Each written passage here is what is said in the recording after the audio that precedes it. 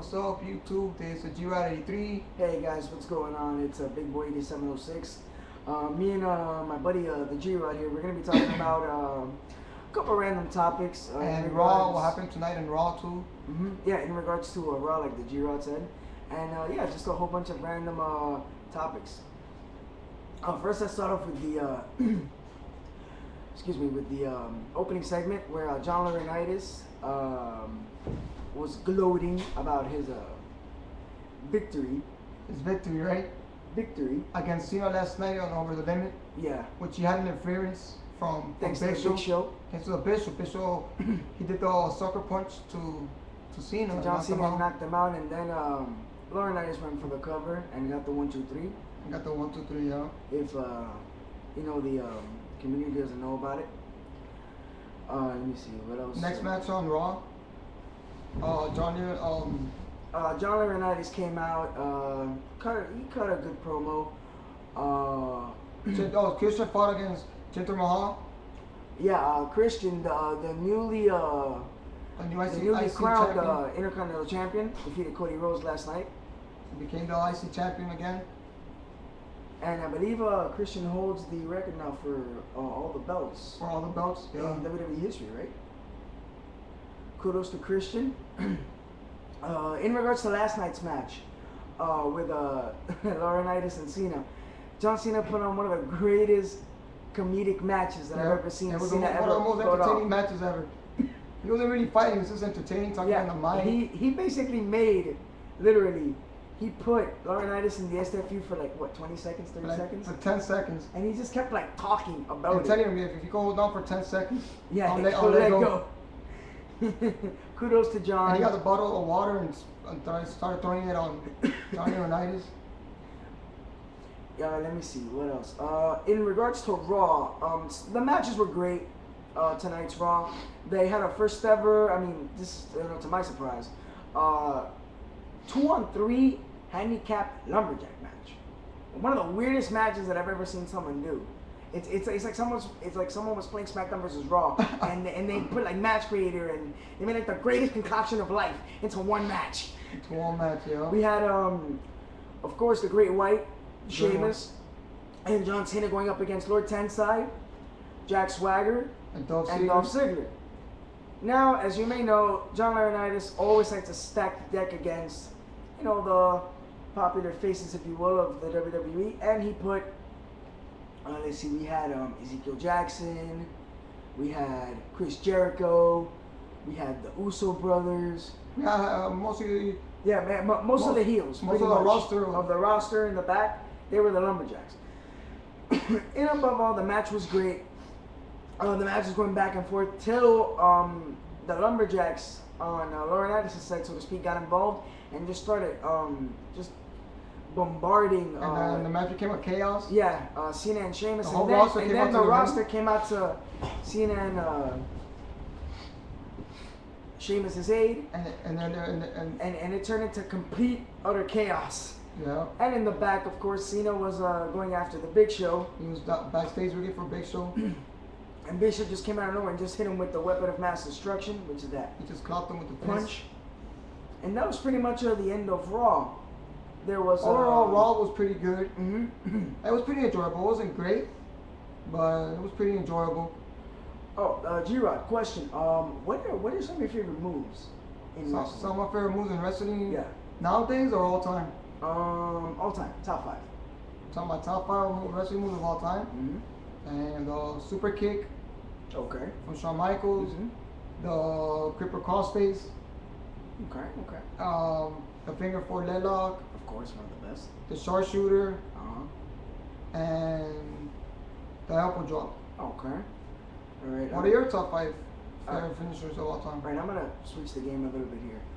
One of my favorite moves would have to be my 5th ranked move. Would have to be the Stone Cold Stunner. One of the best moves ever. Yeah. Like Number 4 would have to be the Rock Bottom. The Rock Bottom, right? Yeah. Number 3, the Awesome Bomb by the late great Mike Awesome. Yeah, that rest his soul.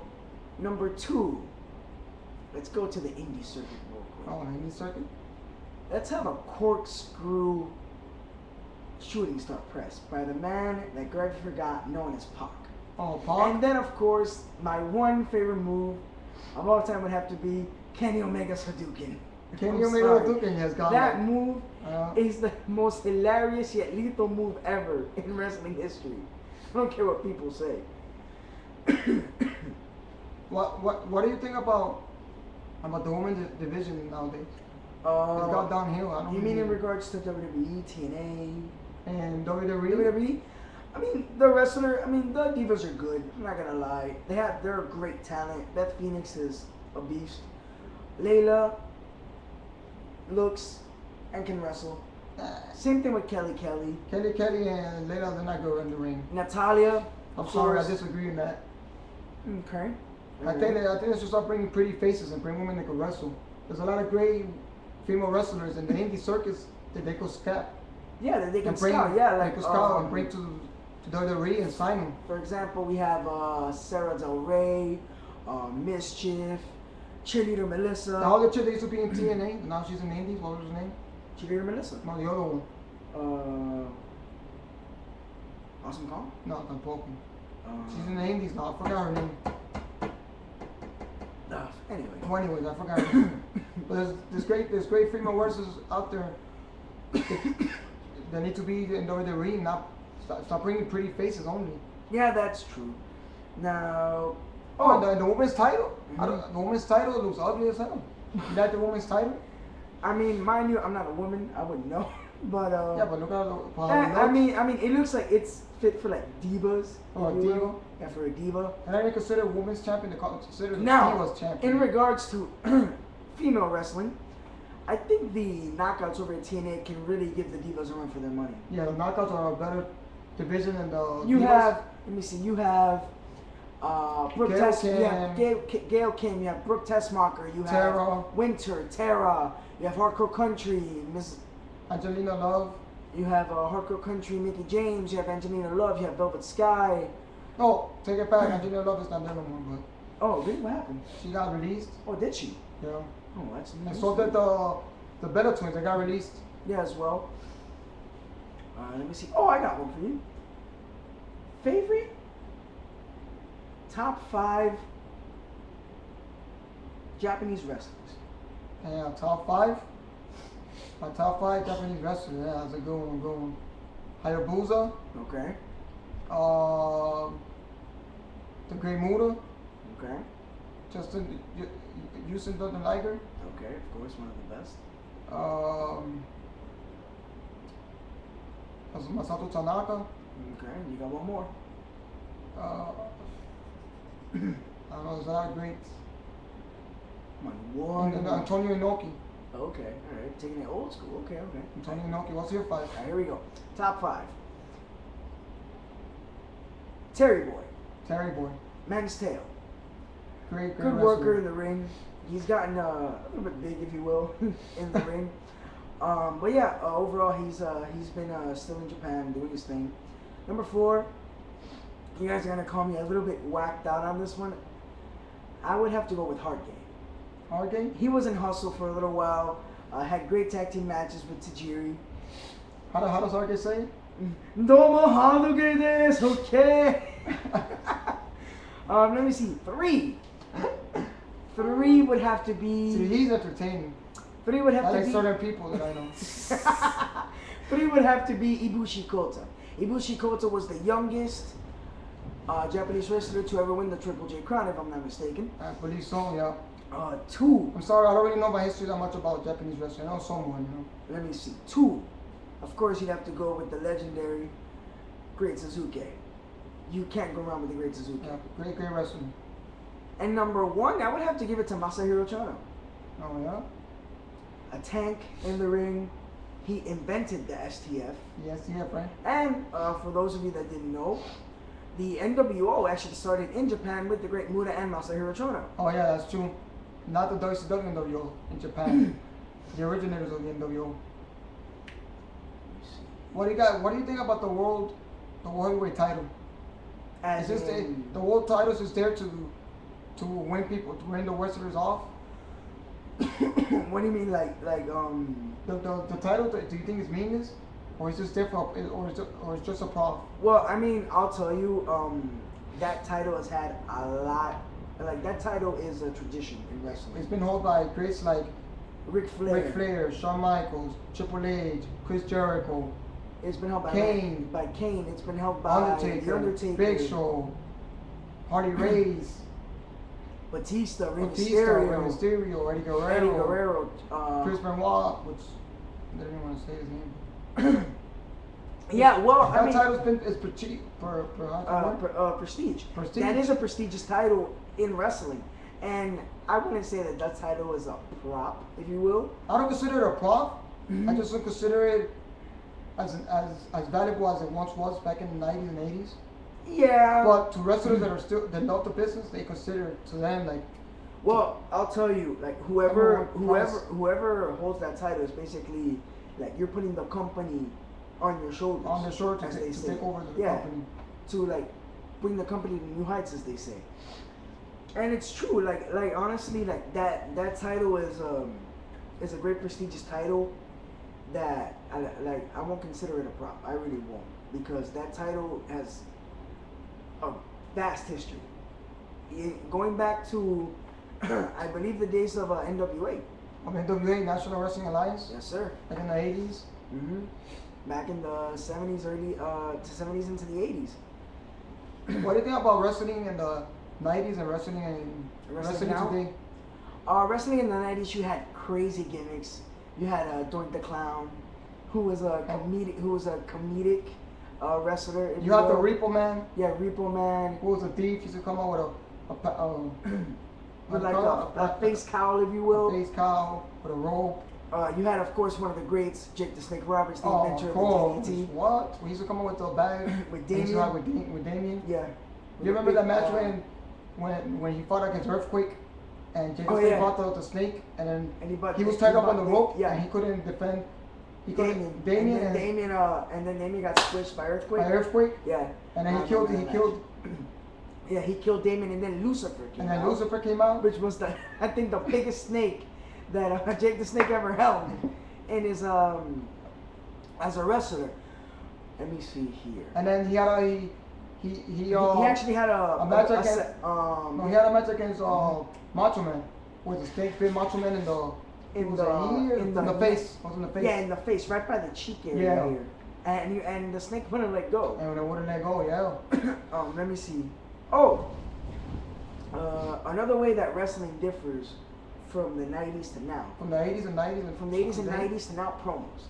Promos wise? Yeah, promo wise. I mean, you have great characters like Big Show, great on the mic. Chris Jericho, great on the mic. Triple H, The Rock, Kane, Stone Cold, Cena, Stone Cold. Who else? Those are all great guys on the mic. Great guys on the mic. Ric Flair. But then you had guys in the 80s and 90s like Ric Flair. Yeah, Ric Flair. You had a guy like Mr. Perfect. Mr. Perfect. Yeah, Dusty Rhodes. Jake the Snake Roberts. Well, Ray psychology. You had The Undertaker, which he didn't talk much, but back. Let me see. Who else did we have back in the days? Hulk Hogan. You know who can forget? And you had the late great Macho Man. Of course, Macho Man, Randy Savage. Great on the mic. And you even had guys like Bobby the Brain and Gorilla Monsoon. Great manager, great commentator, great wrestler. He was good at everything he did. Bobby the Brain, who's right now in bad situations. You know. What does he have? Throat cancer. He has throat cancer and he's not doing too well. And it sucks to hear him one day, to find out one day that he passes away. And he's an inspiration to me in wrestling, you know. Right. And to hear him passing away is gonna be like really hurt. It's gonna really hurt. But right. Another way that wrestling nowadays the moves. Like the moves have changed over time. You have cats that are going from the States. They're freelancing out in Mexico and Japan and Europe. In Canada. You have guys that just like reinvent their characters and their movesets. Like for example, you have a guy like CM Punk. I know for a fact CM Punk, he trained in Japan along with Kenta. And in ROH, I've seen some of his matches in ROH. He's a real good talent, and I know this is a plea that will never happen at all whatsoever, but I want this to happen. Please, I want to see a match between Kenta and CM Punk. Oh, One match for one night. I just want to see that one match to see who the innovator of the GTS really is. Yep. The GTS, right? Now, in regards to TNA, like, where do you feel that TNA's gonna go, like, in the near future? Like, how do you see it now? I see it now. So far, right now, I've been enjoying it. I think the product's doing good so far. Right now, it's doing really good. Like, what do you think about the? I think Hogan shouldn't be in the TNA. What is he doing to TNA? What did he do to WCW? Him and Eric Bischoff and Russo. Them three made WCW go out of business. Because Eric Bischoff, he was only focusing on beating Vince McMahon in the ratings. He focused so much on taking Vince out of the game, so to speak, out of the game, instead of focusing on making WCW better and bigger than what it was. And how he was just focusing on Vince McMahon and making Vince McMahon go out of business. That WCW went out of business, not WWE. To this day, we still have WWE. And where is WCW? It's basically TNA, if you really think about it. Now it's basically TNA? Yeah. Now, in regards to that, the TNA product, I know it has a lot of room to grow. You have great stars like AJ Styles, Austin Aries, Christopher Daniels, Frankie Kazarian, Chris Sabin. You have Alex Shelley. No, you had Christopher Daniels. He's out of TNA. Which a lot of people are mad about that. Yeah, but I have a pretty fond feeling that he's going to come back. He's the fallen angel, come on. And he's part of the X Division. Yeah. He helped pioneer the Yeah, he helped pioneer the X Division along with, you know, like we said before, guys like Chris Sabin. Let me see here. Oh yeah, TNA, you have the X Division. The tag team division is pretty awesome too.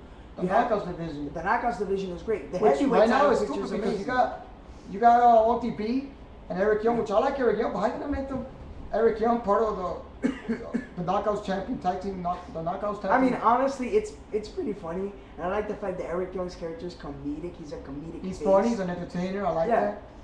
And now OTB just add that new element to the whole mixed tag team feel. Did you see the wedding? No, they got married on Impact. Oh really? It was really funny. She took off her dress and he took off his clothes, and they're basically she was in her bra and panties. Oh my God. in his underwear. Let me guess, like bikini type pants, if you will. Yeah. Oh my God. Somewhat. It was really funny, but how long do you think that storyline with her and Eric Young's gonna go? I mean, it's there, but it isn't. Now, in regards to TNA, the World Heavyweight title picture, the TNA World Heavyweight title picture is amazing. You had a great match at Sacrifice with the whole effing show, Rob Van Dam and Robert Roode. No, they had a great match. They turned it down. Yeah, they really tore the house down with that ladder match. I actually thought, in my opinion, that RVD was gonna become TNA champion. But Robert Roode is still the TNA World Champion. Great wrestler, great mic skills. Good on the really good on the mic. Really like the guy. Really good wrestler. You think he's gonna have a feud with James Storm? Yeah, when Storm comes back, that's gonna be a feud that's gonna be really hot in TNA. Like everybody's gonna be like anticipated. Of course, come on, because who took out James Storm? His old partner Robert Roode. So they were part of America's Most Wanted. No, I'm sorry. The other Beer Money. Beer Money. No, above all, yeah, just I was gonna say, yeah. Do you think wrestlers now, they're not as passionate as wrestlers back in the 80s and 90s? Like, what do you mean, like for the business? For the business, like they're not passionate about it? I mean, I don't see it that way. I'm no one to judge. I still think they're passionate about it because look at the shit they have to go through and the gimmicks they have to go through and the traveling and being on the road. Being on the road 365 days out of the year when you won't even see your family. Oh, by the way, you have kids as well. We're gonna get back to that topic, but yeah, Bret Hart said that he's happy with the wrestlers nowadays. Really? They don't do drugs. They don't really get into any trouble. Right. They they get more sleep. Right. Yeah, because back in the 80s and 90s, you had like around the clock work, and in regards to Bret the Hitman Hart, he was one of those hard-working guys like John Cena, where he'd work house shows, he would work every single pay-per-view. He'd do, yeah. Yeah. You know why? You know why it wouldn't work for wrestlers to get the Go on. For wrestlers to get what just happened? It's fine. Don't worry. Yeah, go on. You know what it is for wrestlers?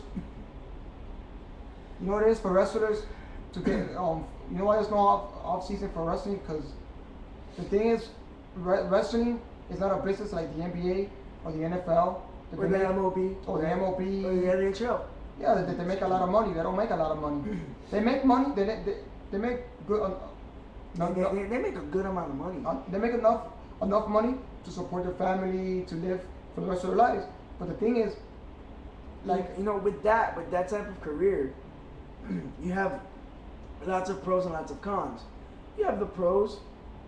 Great, you know, you get a rush from, you know, being in front of the fans if you're a face or if you're a heel. You go out there doing what you love. Being, you know, in a wrestling ring. Then you have the cons. Constant traveling, not seeing your family. Being on the road.